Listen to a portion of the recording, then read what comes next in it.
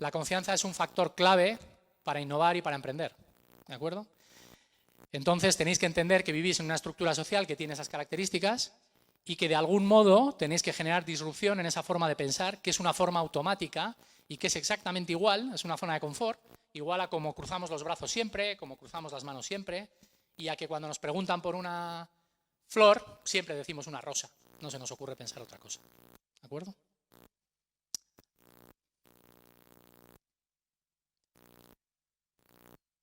Bueno, la décima, 74, muy bien, aquí no habéis caído prácticamente. Bueno, el concepto hacker, vamos a ver después alguna descripción, el concepto hacker, a pesar de que ha derivado en el concepto de pirata informático, alguien que entra a vulnerar sistemas de seguridad, etcétera, sus comienzos son en el MIT. Esencialmente, los primeros científicos en el ámbito de la informática lo que hacían era compartir todo el código, compartir absolutamente todo lo que generaban. El autor más relevante es Richard Stallman, que es este señor con ese aspecto tan agradable, ¿no? Es la persona que lideró el concepto de software libre, ¿de acuerdo? De hecho, incluso tuvo problemas importantes en la universidad porque lo que le decían era que lo protegiera, que lo tenía que proteger porque eso era un activo, generaba valor, etcétera. Y él no lo entendía. Él decía que solamente se podía progresar científicamente compartiéndolo todo. Y ideó el concepto que seguramente os suene, que es el copyleft, ¿de acuerdo? En lugar del derecho de copia y proteger, es el copyleft, dejarlo. Lo único que tienes que hacer es decir qué has utilizado y decir para qué lo has utilizado, nada más. Pero compartir el conocimiento. Esto también es esencial emprendiendo. Ni se os ocurra otro modelo mental típico, y en estos 15 años lo hemos oído montones de veces, yo además soy profesor en la universidad, los alumnos desarrollan proyectos de emprendimiento, etcétera, y lo típico es oír a alguien decir, profe, no sé si contárselo o no porque me la va a copiar. ¿Pero qué te voy a copiar, alma de Dios? ¿Qué te voy a copiar? No, es que no se lo cuento a nadie porque me lo copian. ¿Qué te van a copiar? Las ideas son gratis. Las ideas no son nada. La única diferencia la marca quien al día siguiente a las 7 de la mañana sin haber dormido se levanta y se pone a hacerla. Y al final la hace. Es el salto de la creatividad a la innovación, de la idea a la aportación de valor. Las ideas las tenéis que compartir, se lo tenéis que contar a todo el mundo. Se lo tenéis que contar a todo el mundo. Aquí permitirme contar una anécdota, ya voy terminando, pero que creo que es muy relevante. Cuando yo hace un montón de años empezaba en este ámbito, tuve la suerte de estar con un profesor del MIT con 3 doctorados, una persona brillante, que nos dio año 2006 por ahí, 2006-2007, en el País Vasco una charla sobre innovación. Y era una persona muy erudita en innovación. La charla que nos dio, yo personalmente no entendí nada.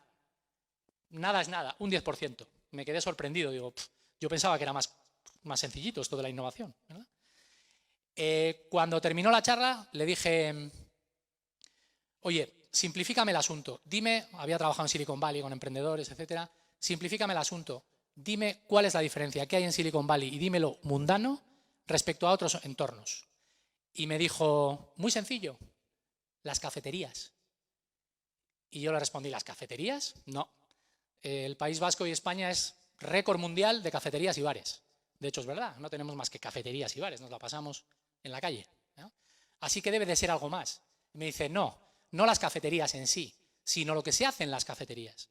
Aquí, vosotros no os contáis las cosas, no os contáis las ideas, las protegéis. Bueno, creéis que las protegéis. Es una creencia, otra vez. En Silicon Valley, todo el mundo está todo el tiempo contándole a todo el mundo lo que está haciendo. Todo el rato. Se me ha ocurrido esta idea, se me ha ocurrido esta otra. ¿Qué opinas? ¿Qué opinas? ¿Qué opinas? Y eso, en sí mismo, es una forma de validación. Así que las ideas no las guardéis. Contarlas a cuanta más gente mejor. Y escuchar. Poner 17 orejas y escucharlas. Porque esa es una de las pocas fuentes en las que de verdad podéis generar innovación y emprendimiento. Y obviamente ni te cuento a los clientes. Bueno, simplemente los principios que seguían en el MIT con Richard Stallman. Acceso ilimitado, preferencia a la práctica, información libre y, esa es muy buena, desconfía de la autoridad y promueve la descentralización.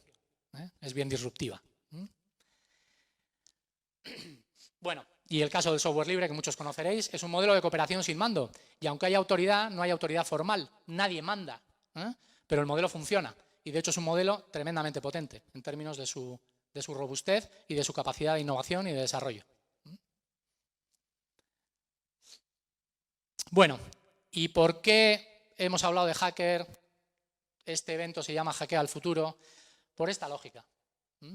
Porque un hacker, que a la mañana lo han comentado Jaime o Rafael, es alguien que implementa soluciones de manera que se pueda emplear de formas no pensadas.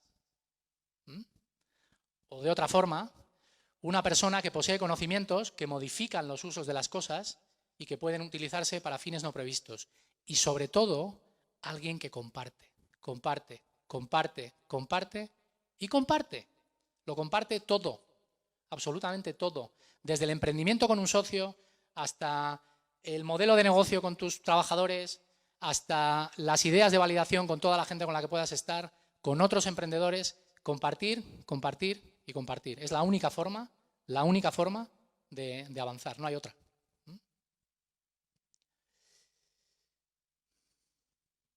Bueno, y por fin vamos llegando al momento más esperado. Voy a callarme. Estaréis felices, ¿no? Bueno, la 11, 54%. Bien, vamos a poner un ejemplo muy sencillo para ver cómo se está aplicando en ámbitos a priori gigantescos, tanto como las ciudades, en el concepto que se llaman ciudades de código abierto, ciudades hackers. Un par de frases muy interesantes. Creo que la leéis. Esta es muy buena. Si alguien estudia o estudió sociología, este es un autor muy reconocido. Sociedad líquida, miedo líquido, Bauman. Le podéis conocer. Lo interesante del asunto es que la lógica estructural de un país es que hay un gobierno central, después hay unas regiones y después hay unas ciudades. Y quien finalmente y de verdad está en contacto con el cliente, que se llama ciudadano, son las municipalidades, son las ciudades. El Estado central tiene una lejanía espectacular. De hecho, en muchos casos ni sabe lo que pasa. Esa lógica vertical lo que hace es generar un montón de disfunciones y que en muchos casos a los ciudadanos ni les lleguen ningún tipo de mejora. Por eso, sobre esa base de pensamiento, las ciudades lo que están empezando a hacer, y hay un buen número de casos, es empezar a cooperar entre ellas. Se saltan la lógica vertical y trabajan de forma horizontal. Es decir, yo he implementado una solución que me ha funcionado, léase Barcelona, y se la cuento a Ciudad de México, o se la cuento a Lima, o se la cuento a... me da lo mismo, a quien penséis, o a Coquimbo, o a quien sea, ¿de acuerdo? Y compartimos el conocimiento, abrimos nuestro código sin tener que estar esperando a que la autoridad central, esa lógica vertical, nos diga lo que tenemos que hacer. ¿En qué se basan? Pues esencialmente en lo mismo que promulgaba Richard Stallman en el MIT, en tecnología libre y en información compartida, ¿de acuerdo? Huir del código cerrado. Cuando hablamos de código no hablamos de código informático, sino de todo aquello que estamos haciendo para promover un buen fin en una ciudad y utilizarlo para compartirlo, para que le sirva a otros.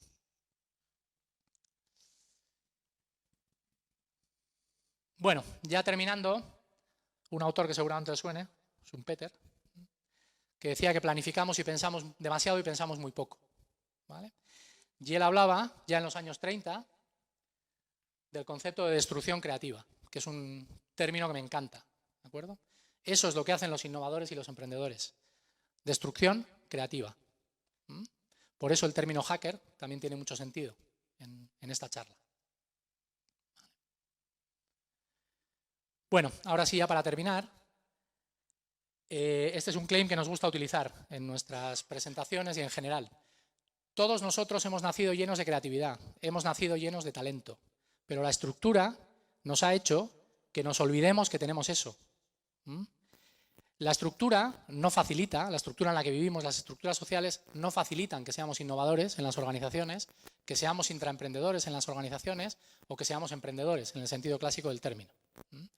Pero eso es algo que todos vosotros sois, ¿vale? Pero nadie os lo va a dar.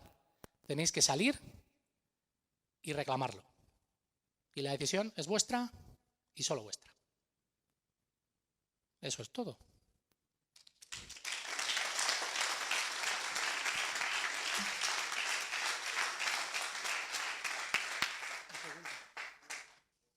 Bueno, le damos las gracias a Pablo por su charla, por compartir su experiencia y por enseñarnos sobre la cooperación entre las personas. Tenemos espacio para que podamos realizarle 2 o 3 preguntas. Por favor, el público. Yo me animo a partir primero. Pablo, en tu opinión, ¿qué crees que son aquellas habilidades que, porque vimos mucho robotización hoy día, cosas que están haciendo que el ser humano, cosas que hacía el ser humano y que ahora están pasando a ser las robots. ¿Qué Claro. cosas son las que no van a ser reemplazadas por robots? La Habilidades que empatía. hay que prepararse. La empatía, el trabajo en equipo, la creatividad, la visión global, todo lo que nos distingue como seres humanos. De hecho, la pregunta es muy relevante, porque, bueno, las estadísticas sobre la cantidad de puestos de trabajo que van a desaparecer casi siempre además son catastrofistas, ¿de acuerdo? Esto ha ocurrido cada vez que ha habido disrupciones tecnológicas en la humanidad y la humanidad ha seguido avanzando, ¿de acuerdo?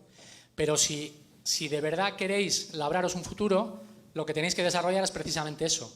Y además aquí hago un apunte que no he podido hacer antes tampoco me quería extender. También estáis obligados a hacerlo en las organizaciones. Si algún día, algunos trabajáis ya en organizaciones, cuando algún día trabajéis en una organización, no podéis permitir que os traten como a una máquina. No lo podéis permitir por dignidad humana. No os podéis permitir que alguien os obligue a hacer la misma tarea de forma repetida durante semanas, meses y años. Porque si lo hacéis, la responsabilidad es vuestra. Sois personas creativas y personas con talento y tenéis el derecho a ayudar a la organización a desarrollarse. Si lo permitís, insisto en esto, es culpa vuestra. No debéis hacerlo, ¿de acuerdo?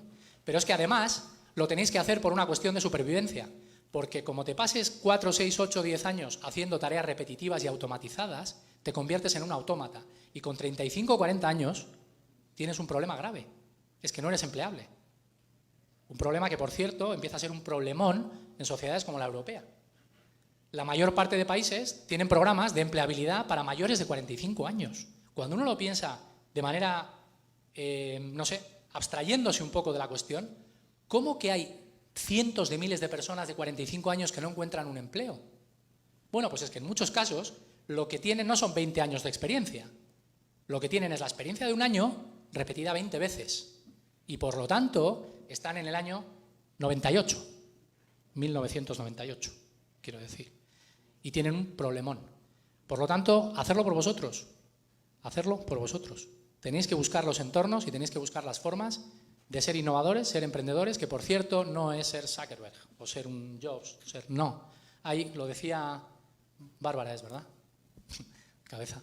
Lo decía Bárbara a la mañana. El emprendimiento y el intraemprendimiento y la innovación parte desde las pequeñas cosas. Se pueden hacer montones de pequeñas cosas en las organizaciones, en nuestro día a día, que en sí mismo labran habilidades conectadas con la innovación y el emprendimiento.